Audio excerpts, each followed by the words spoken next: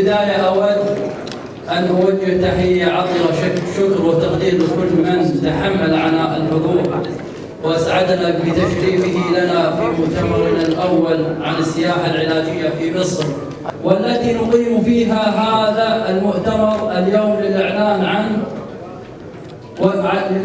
عنها، ويأتي على رأسها ولأول مرة في مصر ننشئ أول وأهم وأضخم وأكبر منتجع للسياحة العلاجية في الشرق الأوسط، لوكا براون إيجيبت، على مساحة 180,000 متر بالتعاون مع منتجع لوكا براون للسويد.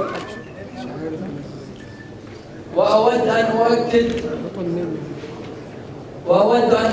أؤكد أنني في غاية الاطمئنان للاستثمار في مصر، وخاصة بعد تولي الرئيس عبد الفتاح السيسي رئاسة الوكالة.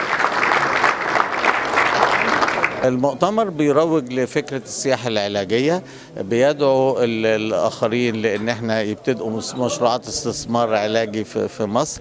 مشروعات الاستثمار أو السياحة العلاجية في مصر، يعني الاستثمار في هذا المجال في السياحة وفي مجال متخصص وفي مصر بالتأكيد هيبقى ليه فرص نجاح كويسة جدا، لأن المتاح من الأفكار كثير جدا. الإمكانيات المتاحة للاستثمار العقاري أو الاستثمار السياحي في مصر والسياحة العلاجية في مصر شيء مهم جدا. استثماراتنا احنا يعني وقعنا مع البنك ان حسابنا يصير بالبنك التجاري الدولي. والهدف العمل على اجتذاب والتفاف كافة عناصر المجتمع حوالين مشروع السياحة العلاجية والتعاون العربي المشترك. النهارده تعاون مصري كويتي في مشروع كبير، وانا شايفه ان المشروع ده في غايه الاهميه، لان ده مشروع محدش هيقدر يوقفه لنا ولا دوله تمنع حضور ليه، لان دي اراده فرديه واراده شعبيه للناس.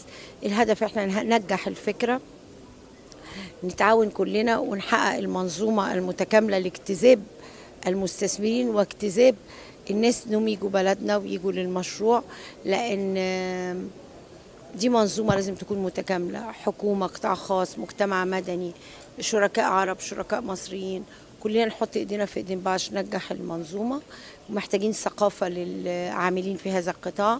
لو اتكلمنا على الاطباء او لو اتكلمنا على مراكز الصحيه والموجوده، هنلاقي ان احنا عندنا اعلى كفاءات على المستوى الدولي. فرحت جدا بالمؤتمر عشان لازم كلنا نشارك مع بعض، عشان كلنا في مركب واحد، عشان مصر بخير بناسها واعلاميينها وصحفيينها وكتابها وفنانينها، وبعدين عمار يا مصر وتحيا مصر.